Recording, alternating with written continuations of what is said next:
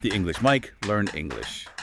Welcome to the English Mic. This is your go-to podcast for learning English in a fun, simple, and practical way. That's right. Whether you're a beginner or you're working on improving your fluency, join us for tips, conversations, and everyday English that you can actually use. Speak better, sound smarter, only on the English Mic.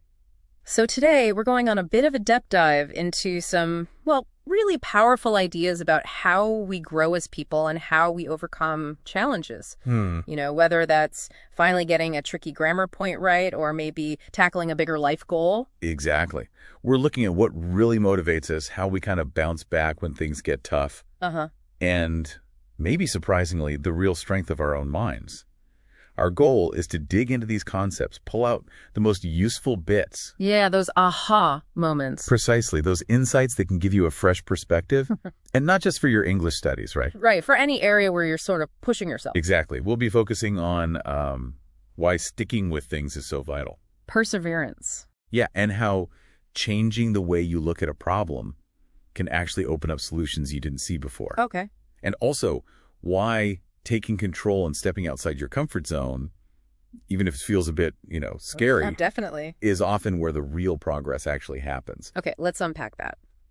Starting with something we all know is, absolutely key in language learning, perseverance.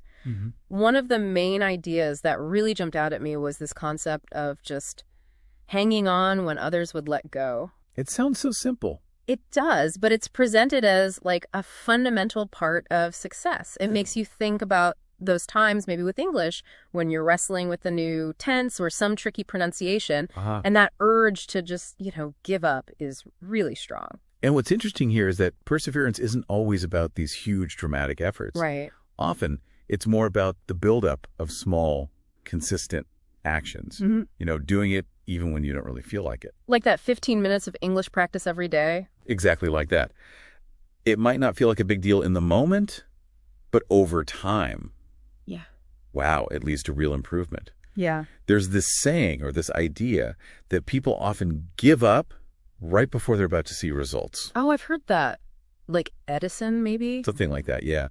It just highlights how close you can be to a breakthrough without even realizing it. That is so true. It reminds me of hitting a plateau in learning English. You feel like you're putting in all this work, but you're just not seeing the progress. It's so easy to get discouraged then. Totally. And this idea that success involves seeing what others can't, believing what others don't, and having the courage to make visions real, that really speaks to that inner drive you need, doesn't it? Especially when your progress feels invisible to everyone else. Or even to yourself sometimes. Exactly. And it's crucial to remember that this journey, whether it's English or, anything else, it's not just a straight line going up. No, definitely not. There are going to be setbacks. Well, There will be moments of doubt, those feelings of, I'm just not good at this. we've all been there. Right.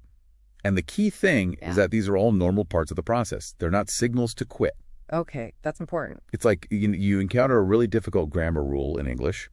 You might struggle with it at first, maybe for a while, but actually working through that struggle is part of the learning curve. It's how you get better. Right. It's like that saying, the only way to truly fail is to stop trying. Yeah. Simple, but powerful. It is. It's a great reminder when you're feeling overwhelmed by just how much there is to learn in English. We tend to focus on how far we still have to go, and we forget to look back and acknowledge all the small steps we've already taken. Precisely. It's not always about making these giant leaps.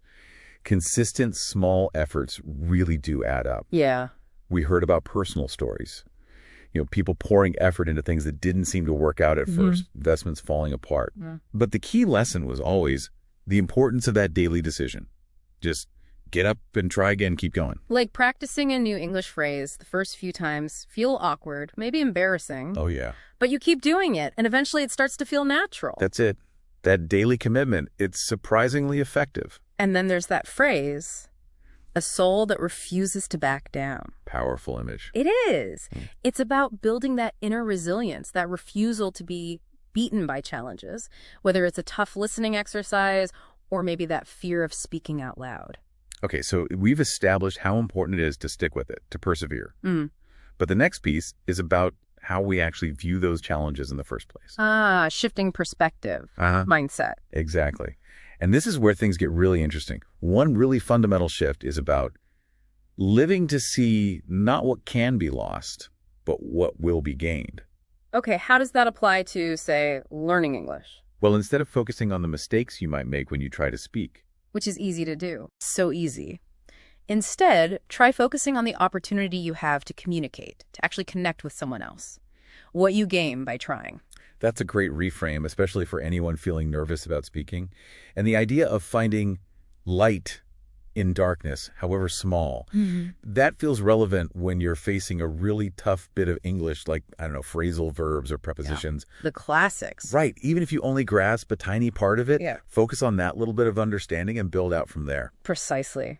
And the sources really highlight how negative experiences can actually counterintuitively make us stronger. How so? Well, think about it. Every mistake you make in English, assuming you learn from it. Okay. Big assumption sometimes. True. But if you learn from it, it makes you a slightly more competent speaker next time. Great. Sadness might lead you to appreciate language or culture more deeply. Fear of speaking, if you push through it, teaches you bravery. Okay, I see that. Even feeling frustrated with your progress can push you to find new ways to learn, new strategies. It's about uncovering those hidden benefits within the struggle. It's almost like those tough moments are actually necessary to develop strengths we didn't even know we had. Could be. And the idea of being stronger than the voice that encourages thinking small. The inner critic. Exactly. I think we all have that voice when we're learning something new, the one that whispers, you're not good enough, or you'll never get this. Overcoming that voice is a huge part of making progress, isn't it? It really is. It's about consciously choosing to listen to the voice of encouragement instead. The one that reminds you how far you've already come. Yeah. We heard about using both good and bad experiences as fuel for growth. Asking yourself, am I approaching my English learning like it's just an obligation, something I have to do? Or am I seeing it as actively moving towards a future that excites me? A future where I can communicate fluently and confidently? That's a really powerful question to ask yourself. Are we just kind of passively absorbing information, like that image of a jellyfish floating along with the tide? Right, just drifting. Or are we actively steering our own learning journey? That importance of having a purpose and feeling personal agency really comes through. Exactly. It's about questioning why. Why are you learning English? And then taking ownership of how you learn it. There's this idea that we get in life what we accept, and we are what we allow ourselves to be. Wow. That puts the responsibility squarely on us. It does. It means we need to set high standards for ourselves and truly believe we can reach them. And those questions, which mountain is worth climbing and which ocean is worth crossing? Yeah. Applied to English learning, that could be about deciding which skills, speaking, writing, listening are most important for your goals and focusing your energy there. Good application. So it's about having that inner drive, that clear sense of what you want. And then the next step is actually taking control and maybe even embracing a bit of discomfort. Right. Moving from mindset to action. This links directly back to that feeling of personal agency. The idea that you are bound by nothing, that the limits we feel are often self-made, is incredibly freeing. Liberating. Yeah. It means you have the power to change your approach to learning English. You can try new methods, ditch things that aren't working, even step back and start fresh if you need to. That freedom to adapt and change course is so important. And the phrase, difficult today, liberate you tomorrow, that really reframes those tough study sessions or maybe those awkward conversations where you feel like you're struggling. How so? Well, it suggests that pushing through that difficulty now has a future payoff, like finally getting that grammar point or feeling way more confident next time you speak. Absolutely. Growth consistently happens outside our comfort zones. We hear that a lot. We do, because it's true. Think about trying to have a proper conversation in English with a native speaker for the first time. It can feel terrifying. Oh, yeah, butterflies. But it's also a massive opportunity for growth. And there's a really key distinction made between simple and easy. Okay, what's the difference? Well, learning the basic rules of English grammar might seem relatively simple on paper, but actually becoming fluent, using it confidently, naturally, that takes real effort.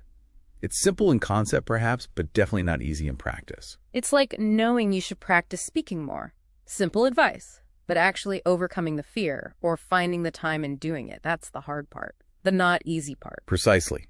And this cycle of growth described realizing there's more to learn, Finding the courage to try something new, learning from your mistakes. Trusting yourself. Yes. Yeah. Trusting yourself, celebrating the small wins, and then adjusting your approach based on what happened. It feels like this continuous loop, doesn't it? It does, a cycle. And what's fascinating is how things that once felt incredibly difficult, really challenging, they gradually become your new normal. Like maybe yesterday's big act of bravery was giving a short presentation in English. But today, that translates into just feeling more confident in everyday conversations. What was hard becomes the status quo. That's a great point. And the idea that the discomfort of vulnerability is the price you pay for life's greatest rewards. Yeah. That hits home for language learning. Being willing to make mistakes, to sound imperfect, maybe even a bit foolish sometimes. It's essential. It feels essential for making real progress. It challenges that old idea that being strong means never showing weakness. Exactly.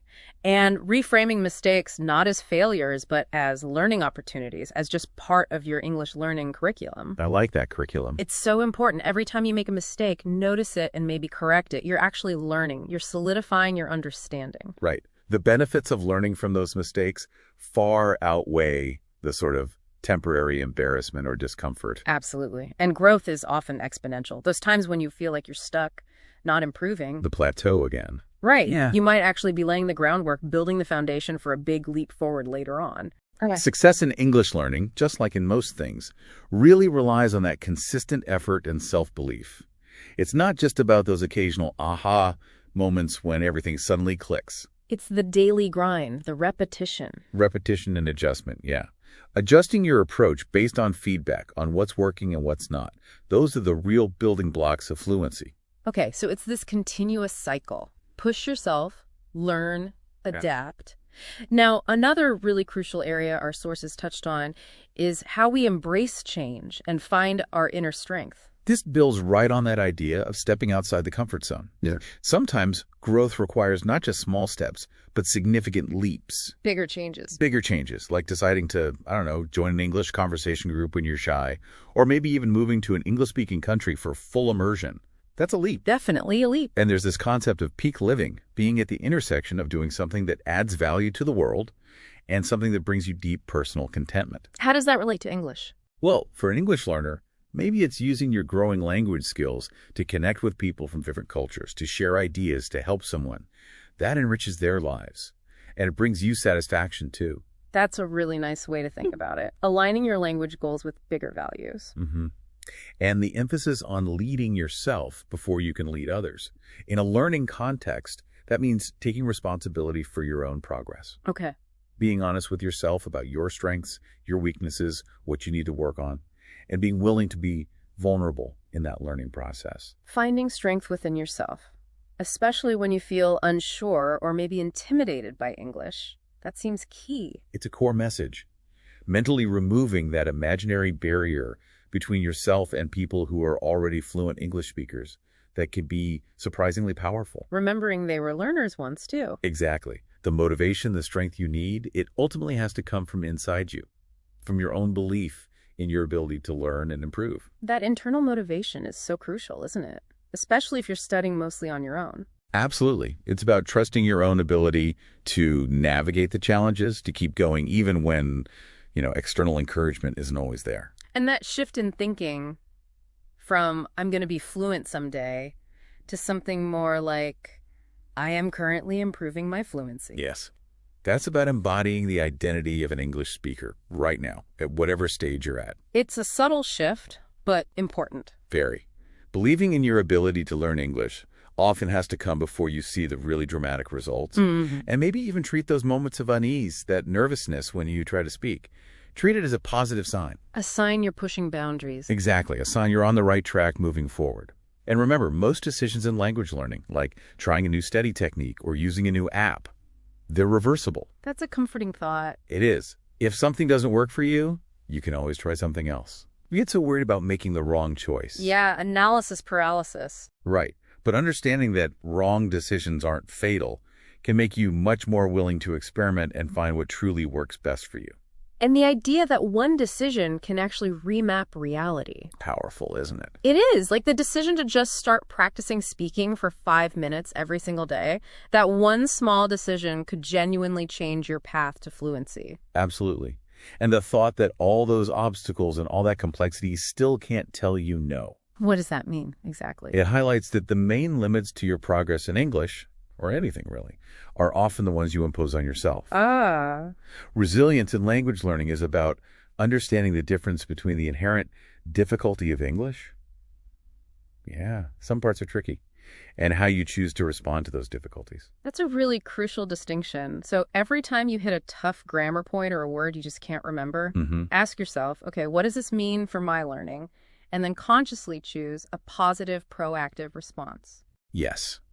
See these challenges not as barriers, but as opportunities to actually grow your understanding and your skills. Don't negotiate with them.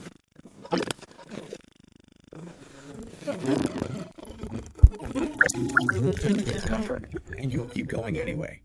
Try to separate the frustration you feel about a difficult English concept